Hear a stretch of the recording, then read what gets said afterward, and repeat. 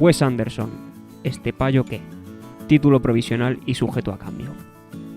El universo que genera Wes Anderson con cada película es un espacio repleto de características, idiosincrasias, diseño de producción personal y lo más parecido a la inocente mente de un niño respaldada por la inteligencia de un adulto. ¿Cómo describir sus películas más allá de simplemente estilo Wes Anderson? Empecemos por producción. Cuando digo producción personal es porque normalmente el diseñador de producción es quien decide en líneas generales el aspecto que tendrán los escenarios en los que se desarrolla la acción de una película.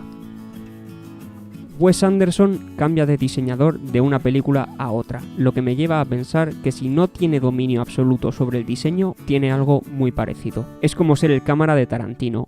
El hombre sabe lo que quiere y el operador es una marioneta, un medio para llegar al fin que tan claramente tiene establecido en su mente. Habiendo establecido la sinergia entre la producción de una película y otra, ¿qué define a esta producción exactamente? Varias cosas. Por un lado, vestuario característico que representa la personalidad de los personajes, como por ejemplo el chándal rojo de Chas. Perpetuamente de luto y con intención de vivir una vida más relajada. ¿Cómo reflejar comodidad? Un chándal. ¿Cómo simbolizar el luto? El hecho de que no se lo quite nunca. Este detalle suele pasar desapercibido, pero creo que captura bien el retorcido sentido del humor de este hombre. De luto con un chándal rojo. Increíble. Utiliza el vestuario para ayudar a contar historias. Continuando con la producción, todo es artificial. Esto se consigue utilizando colores poco habituales que chocan ligeramente en la mente del espectador, ya que varían únicamente en tonalidades pequeñas. Rojo es color vino, rosa es color pastel y verde es color musgo. Esta artificialidad queda reforzada también con el uso de paletas de color monocromáticas. Los escenarios también hacen su pequeña aportación a la hora de parecer postizos. Muchas veces los planos de establecimiento son maquetas y las habitaciones parecen pequeñas casas de muñecas y los personajes gusanos de seda en una caja de zapatos, vistos bajo la atenta mirada de un niño. Esta artificiosa sensación no es cuestión únicamente de los escenarios y los colores, sino también de los personajes, que aparentemente digan lo que digan, lo proyectan con rostros sin expresión, dicción robótica y vocabulario exageradamente elocuente en muchos casos. Curiosamente, esta presentación tan fingida lleva a momentos increíblemente divertidos y humanos, por contradictorio que parezca. Sus personajes suelen ser con mucha frecuencia increíblemente trágicos, personas rotas y dolidas. El hecho de que esta sea la forma en la que decidan hablar, como si no sucediera nada, creo que aporta inmensamente a la hora de aumentar esas emociones. Un pequeño parón para que veáis el cuidado con el que está elaborada cada frase.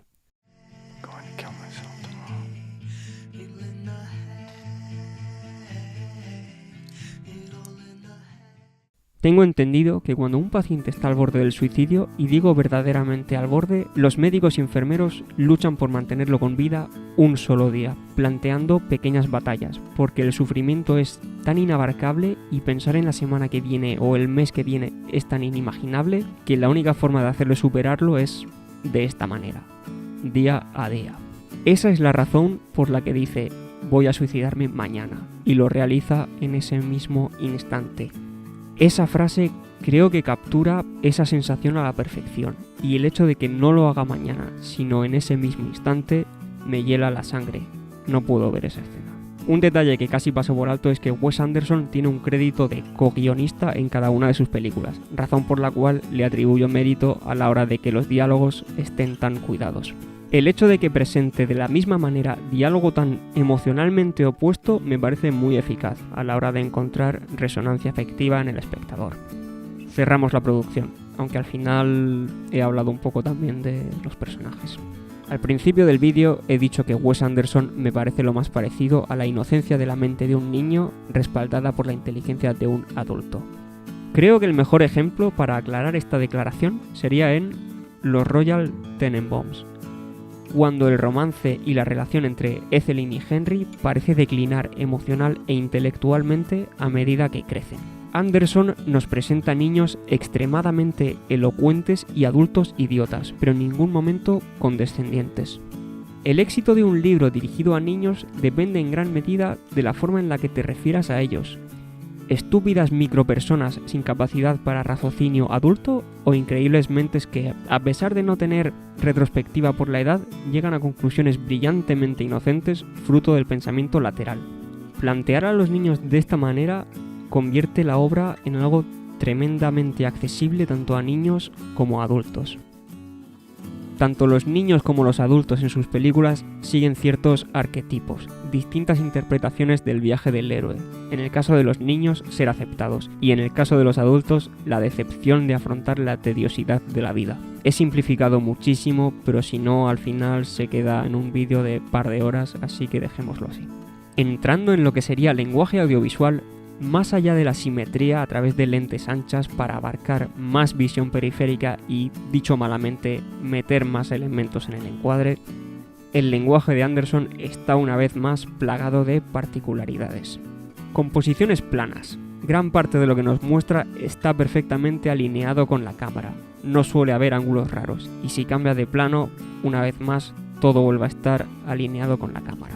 El uso de líneas para crear esa simetría tan característica. Usos muy puntuales de la cámara lenta para reforzar escenas emotivas. Cenital de mesas o superficies donde pueda colocar una multitud de objetos. Stop motion, no solo en Isla de Perros y Mr. Fox. Más de una vez ha utilizado esta técnica para conseguir esa artificialidad de la que hemos hablado antes. Tipografía característica, la que he utilizado a lo largo del vídeo. Elaboradas secuencias que nos obligan a sumergirnos en sus detallados sets, invitando a la inmersión, sobre todo en forma de travelings horizontales. Es un artista con dominio absoluto sobre narrativa audiovisual, cenitales, secuencias, cámara lenta, etc. Todo tiene un motivo y rara vez he pensado que había algo fuera de lugar. Narrativamente, suele presentar historias dentro de historias dentro de historias. El mejor ejemplo creo que es el Gran Hotel Budapest, en el que cambiamos de formato a medida que entramos en el agujero de gusano. También nos muestra obras de los personajes dentro de lo que sería su obra, la película. Es una forma muy interesante de informar al espectador. Cada uno de los personajes suele presentar las mismas peculiaridades del director a la hora de crear ellos mismos. Los presenta como detallistas, ambiciosos y obsesos. Me dejo muchas cosas en el tintero, familia conflictiva como detonante y resolución narrativa, diferenciación por medio de capítulos, etc. Pero creo que estas son las peculiaridades más interesantes y si no, al final se queda un vídeo muy largo. Como conclusión, creo que Wes Anderson es de los directores más competentes y queridos a día de hoy por su originalidad visual, cosa que creo que es increíblemente difícil de conseguir teniendo en cuenta la cantidad de películas y directores que hay, y su amor hacia su arte. Sé que no es cuantificable, pero os reto a que pongáis cualquiera de sus películas, especialmente las de stop motion, y me digáis que no hay una cantidad de cariño que rebosa en cada fotograma. Y nada, no tengo mucho más que decir, así que hasta luego.